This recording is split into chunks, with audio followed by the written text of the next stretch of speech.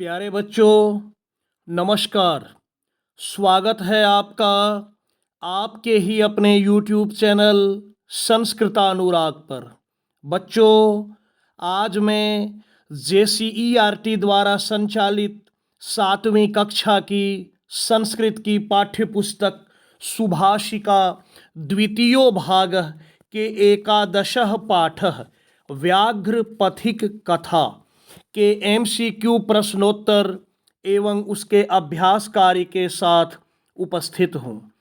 यह MCQ प्रश्नोत्तर आपकी आगामी परीक्षाओं के लिए उपयोगी सिद्ध हो सकता है।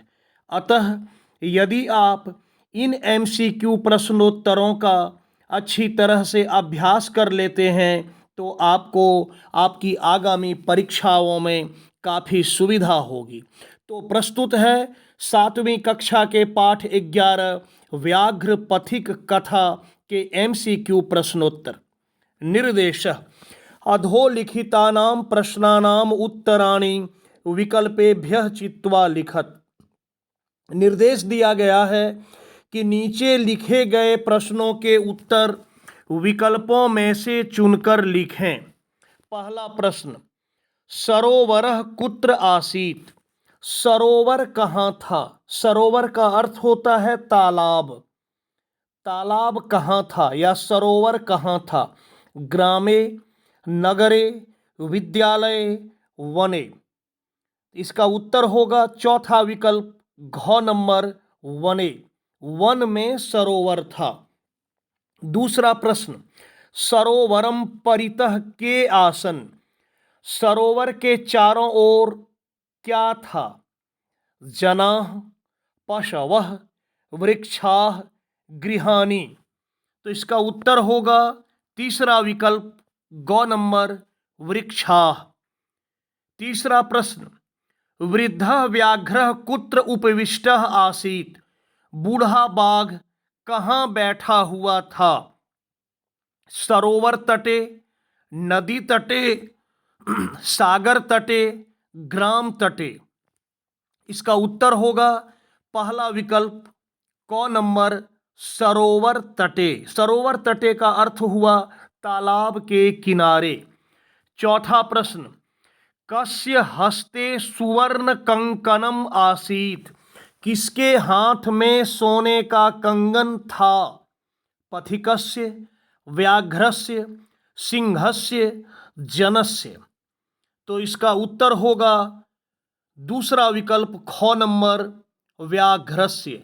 बाघ के हाथ में सोने का कंगन था। पांचवा प्रश्न, अहम एतत् सुवर्ण कंकणम दातुम इच्छामि। मैं यह सोने का कंगन देना चाहता हूँ। इति कह कथयति। ऐसा कौन कहता है? व्याघ्रः, सिंहः, पथिकः, वृद्धः, जनः। तो इसका उत्तर होगा पहला विकल्प क नंबर व्याघ्रः। बाघ कहता है कि मैं यह सोना का कंगन देना चाहता हूँ। छठा प्रश्न, पथिकः कीदृशः आसीत्? पथिक कैसा था? दयालु, बुद्धिमान, लोभाकृष्टः, दुराचारी। तो इसका उत्तर होगा तीसरा विकल्प ग नंबर लोभाकृष्टः। लोभ से आकृष्ट या लोभ के द्वारा आकृष्ट। ऐसा कौन था? तो पथिक। यहाँ प्रश्न में पूछा जा रहा है पथिक कैसा था, तो उत्तर होगा लोभाकृष्टः। तीसरा विकल्प ग नंबर। सातवां प्रश्न, पथिकः स्नातुम कुत्र अगच्छत्?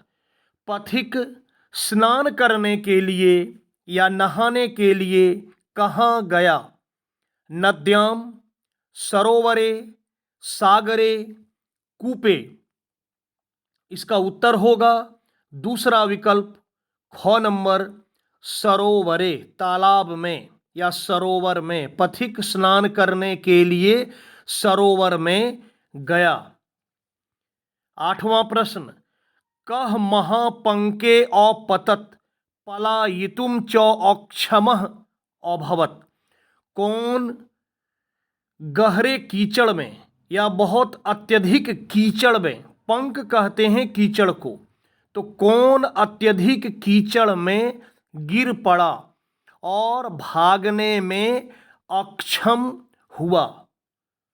अक्षम कहते हैं असमर्थ को। कौन बहुत अधिक कीचड़ में गिर गया और भागने में असमर्थ हुआ? व्याघ्रः, सिंहः, बालकः, पथिकः। इसका उत्तर होगा चौथा विकल्प घ नंबर पथिकः। 9वां प्रश्न, व्याघ्रः कीदृशः आसीत्? बाघ कैसा था? दयालु, धूर्तः, लोभाकृष्टः, न्यायकारी। तो इसका उत्तर होगा दूसरा विकल्प ख नंबर धूर्तः। बाघ कैसा था? तो बाघ धूर्त था।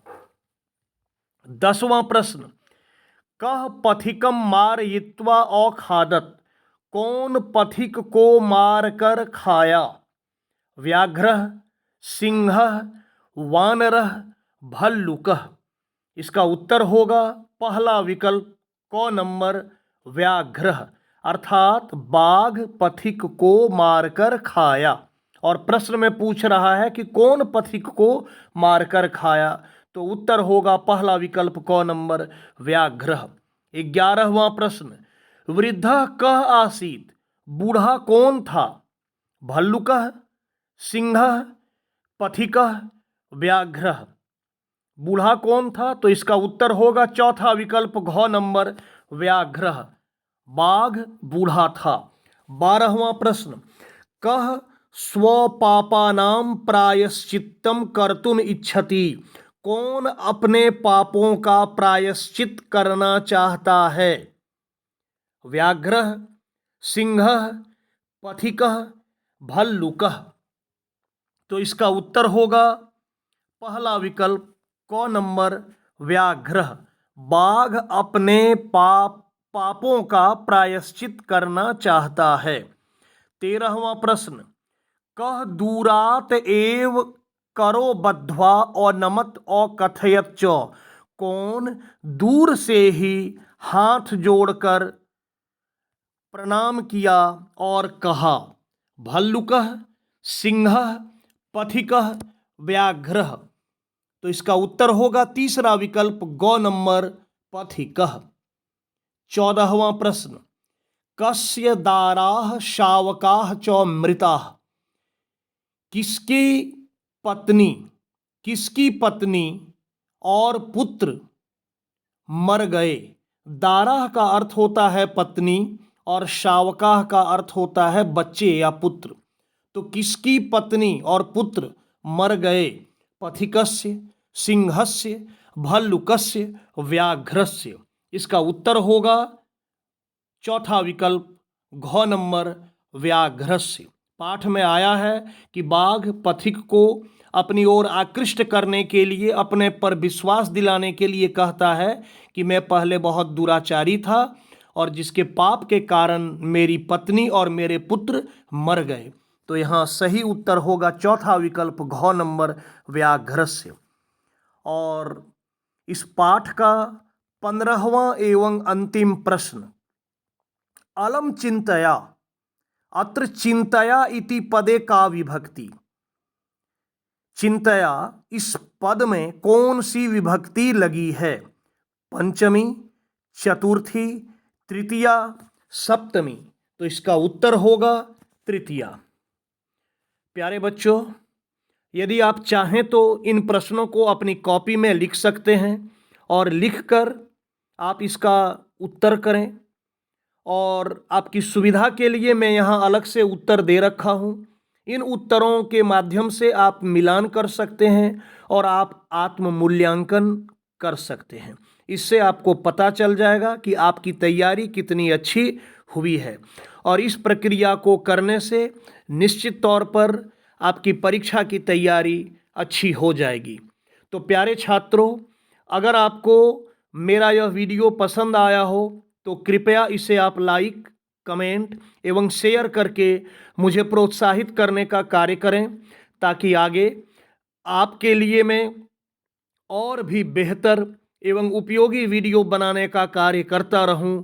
साथ ही मेरे इस चैनल संस्कृतानुराग को यदि आप अब तक सब्सक्राइब नहीं किए हैं तो इसे आप अवश्य सब्सक्राइब कर लें एवं नोटिफिकेशन को भी ऑन कर लें, ताकि मेरे द्वारा इस चैनल पर अपलोड किए गए प्रत्येक वीडियो की सूचना सर्वप्रथम आपको प्राप्त हो सके।